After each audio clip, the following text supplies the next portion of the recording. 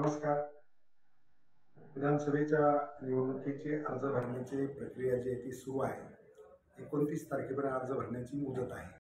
कार्यकर्त्यांनी खूप आग्रह केल्यामुळे एक मेळावा घेतला. त्या मेळाव्यामध्ये कार्यकर्त्यांनी आग्रह केलेला होता की अपक्ष असणाऱ्या तुम्ही राहुल जगताप आणि तुम्ही एकत्र यावं, आणि म्हणून चर्चेची सुरुवात मी केली. मी जाऊन राहुलदादांना विनंती केली की आता आपण दोघेही इच्छुक होतो. महाविकास आघाडीकडून ते राष्ट्रवादी काँग्रेसकडून होते, मी काँग्रेसकडून होतो.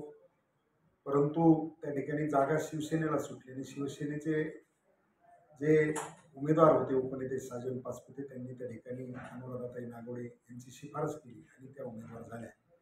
खरं तर मतदारसंघामध्ये अत्यंत नैराश्याचं, त्या ठिकाणी संतापाचं वातावरण त्या ठिकाणी तयार झालं. मलाही माझ्या कार्यकर्त्यांनी येऊन त्या ठिकाणी आपण कोणत्याही परिस्थितीत तातडीनं अर्ज भरायचा अशा प्रकारची भूमिका मांडली.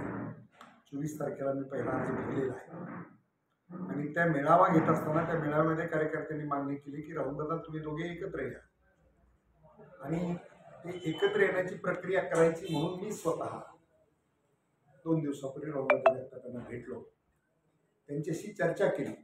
त्यांना सांगितलं की गेली 40 वर्ष मी राजकीय पटलावरती काम करत असताना कुठल्याही सत्तेच्या पदाविना मी काम करतोय, आणि माझ्या आयुष्यातली ही शेवटची निवडणूक आहे.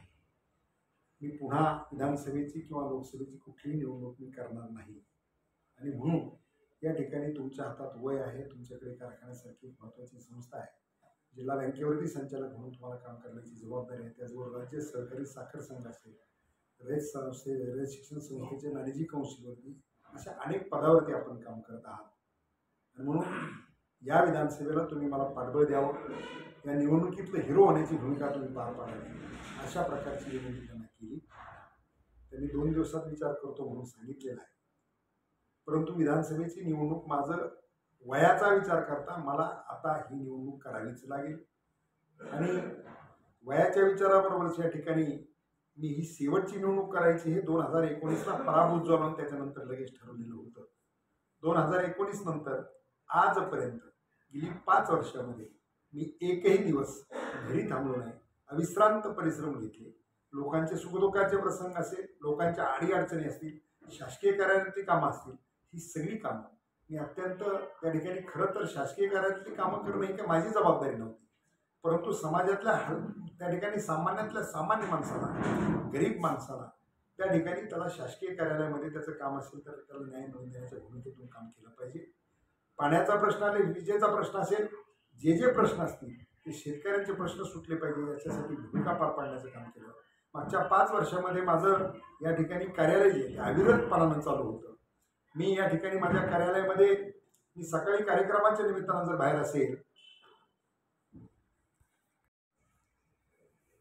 बाहेर असेल तर त्या ठिकाणी माझे धाकटे बंधू, त्याचबरोबर आमचे प्रमुख नेते जे आहेत संजयरावजी आनंदकर सर, त्या ठिकाणी माझा मुलगा, हे सगळे या कार्यालयात मी नसेल तर शासकीय कार्यालयात कुणाला मदत करण्यासाठी धावून जातात, मदत करतात. अशा प्रकारे अविरतपणानं 5 वर्ष माझं कार्यालय सुरू आहे आणि मी लोकांच्या सुखदुःखात आहे. आणि त्याच्यामुळं जनमानसाचा रेटा एवढ्या मोठ्या प्रमाणात आहे की काहीही झालं तरी अण्णा ही तुम्ही निवडणूक केलीच पाहिजे, अशा प्रकारची भूमिका कार्यकर्त्यांची, अशा प्रकारचा आग्रह कार्यकर्त्यांचा आहे. माझ्यासारख्या कार्यकर्त्याच्या बाबतीमध्ये सामान्यातला सामान्य माणूस, त्यांना वाटतं घनश्याम शेलार विधानसभेत गेली पाहिजे. या तालुक्यातल्या प्रश्नाला जर न्याय द्यायचा असेल, या तालुक्यातल्या प्रश्नावरती विधानसभेमध्ये जर आवाज उठवायचा असेल तर माझ्यासारखा कार्यकर्ता असला पाहिजे, अशा प्रकारची भूमिका या पूर्ण मतदारसंघातल्या सामान्यातल्या सामान्य माणसाची आहे. म्हणून त्या सगळ्यांचा आग्रह आहे, आणि म्हणून येणारी विधानसभा निवडणूक मी कोणत्याही परिस्थितीत लढवणार आहे. या ठिकाणी अपक्ष उमेदवार जे त्या सगळ्यांना बरोबर घेण्याचा प्रयत्न करावा या भावनेतून त्या ठिकाणी मी राहुलदादांशी भेटून त्यांच्याशी पूर्णपणाने चर्चा केली. त्याचबरोबर अण्णासाहेब शेलार यांच्याशी चर्चा केली. त्याचबरोबर त्या ठिकाणी सुवर्णाताई पाचपुते यांच्याशी देखील जाऊन भेटून त्यांच्याशी चर्चा केली, आणि एक विधानसभेची निवडणूक आपण सगळ्यांनी मला पाठबळ द्यावं अशा प्रकारची भूमिका त्यांच्या सगळ्यांकडे मांडलेली आहे. त्यांनी त्या ठिकाणी 2 दिवसात निर्णय करतो असं सांगितलेलं आहे. त्यांचा जो निर्णय येईल, मला असं वाटतं की त्यांचा सकारात्मक निर्णय यावा, त्याचा निश्चितपणाला मला आनंद होईल. कारण भविष्य काळामध्ये बाकीच्या राजकीय पटलावरती या बाकी सगळ्या सहकार्याला वेगवेगळ्या प्रकारची संधी कशी निर्माण करून देते त्याच्यासाठीचं मी जीवाचं रान करणार आहे. म्हणून या ठिकाणी ही निवडणुकीची संधी मी त्यांच्या सगळ्यांकडे मागितलेली आहे. विधानसभेची निवडणूक मला लढावीच लागणार आहे, कारण जनमानसाचा रेटा खूप मोठ्या प्रमाणात आहे आणि म्हणून मी लढणार देखील. आणि या तालुक्यातल्या प्रामाणिक आणि त्या ठिकाणी मतदार आणि सगळ्यांच्या बळावरती, कार्यकर्त्यांच्या बळावरती ही निवडणूक मी 100% जिंकेल हा विश्वास माझ्यासारख्या कार्यकर्त्याला निश्चितपणे आहे. आणि म्हणून ही निवडणूक लढणार आहे आणि जिंकणार देखील आहे, याची खात्री देखील मला आहे. धन्यवाद. युतीचा धर्म नाही पाळणार. हा, युतीचा धर्म. युतीच्या धर्माचं काय कारण आहे? महाविकास आघाडीचा युती नाही, महाविकास आघाडीचा धर्म पाळण्याचं काही कारण नाही. त्याचं कारण महाविकास आघाडीतल्या आमच्या 3 पैकी कोणाला तिकीट जर असतं तर आम्ही त्याच्या बाबतीत विचार करायला बांधील होतो.